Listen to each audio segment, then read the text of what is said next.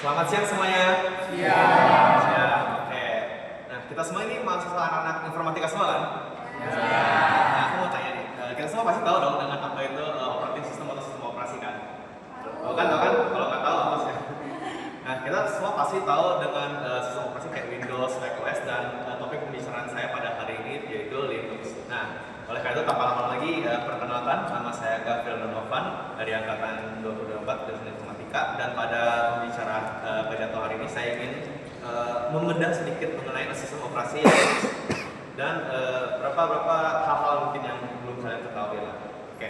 Jadi Linux ini sebenarnya dibuat oleh seorang Finlandia bernama Linus Torvalds di Finlandia pada tahun 1992. Nah, dia ini sebenarnya awalnya membuat Linux ini sebagai sebuah hobi sampingan dan tidak berpikir bahwa karyanya ini sekarang akan menjadi sebesar-sebesar yang digunakan di dunia kita sekarang ini.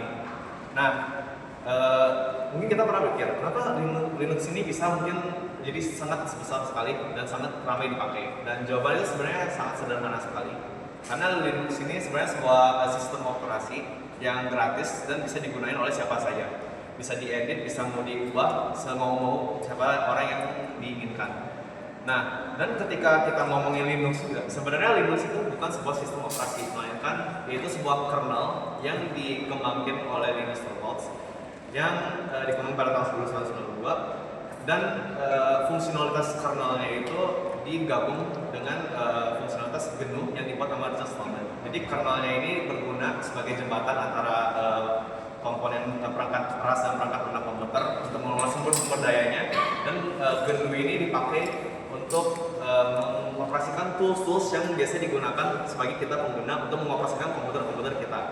Nah, Linux ini awalnya tersebar pada tahun 1992, dan tak lama kemudian ada yang menangkapinya dan ada yang mulai mengubahnya dan menambahkannya dengan GNU ini, dan akhir-akhirnya terjadilah dibentuk sebuah sistem operasi bernama Yggdrasil. Jadi Yggdrasil ini sebuah sistem operasi gabungan dari antara Linux kernelnya dan juga GNU yang dibuatkan Richard Stallman yang kumpulan koleksi perangkat lunak tersebut, dan dijual lah, disebarkan di dunia luar.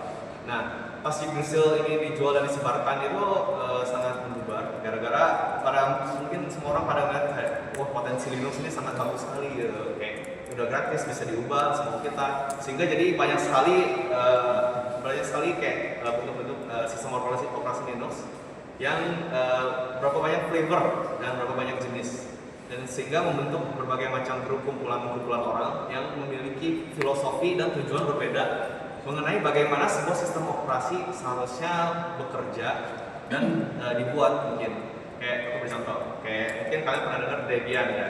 Nah, Debian itu sebuah sistem operasi yang memiliki tujuan yang simpel, yaitu dia memiliki sebuah sistem operasi yang stabil dan juga gratis dan bisa digunakan oleh siapa-siapa saja. Terus juga ada kayak family seperti Fedora yang fokusnya itu kepada perusahaan-perusahaan besar untuk membantu mereka dalam bisnis mereka lah supaya lebih efisien dan produktif.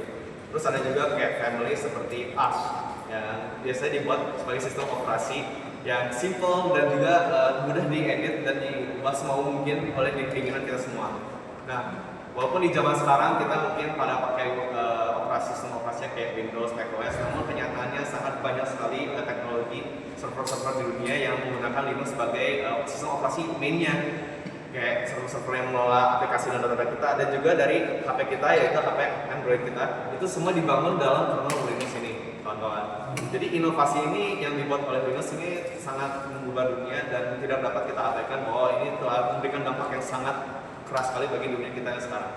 Nah, sekian saja yang ingin saya sampaikan. Nama saya Gabriel Donovan. Saya izin pamit undur diri.